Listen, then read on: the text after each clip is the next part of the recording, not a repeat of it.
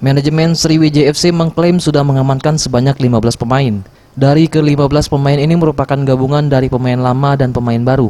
Mereka disebutkan sudah deal untuk membela Sriwijaya FC dalam mengarungi kompetisi musim 2021. Dijelaskan lebih lanjut, dari 11 pemain lama yang masih tersisa, baru 80% menyatakan kesiapan untuk bergabung.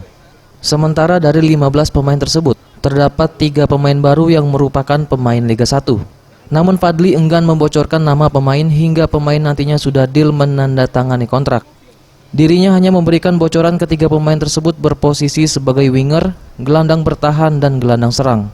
Transfer sudah hampir 80% dari yang kita incar sudah masuk ke Sriwijaya FC. Namun yang sudah pasti itu sekitar 15 pemain kurang lebih. Sementara yang 11 kemarin itu ya? Ya, 11 pemain kemarin itu dari 11 pemain yang sudah pasti itu sekitar 80% baru. Terus ada pemain baru, ada pemain Liga 1 sekitar 3 orang lah kurang lebih. Nanti sampai mereka datang sini, baru bisa kita pastikan. Karena pemain sekarang itu kan saat dia sign kontrak. Nah ini setelah dia tanda tangan kontrak baru saya bisa pastikan memang 100%.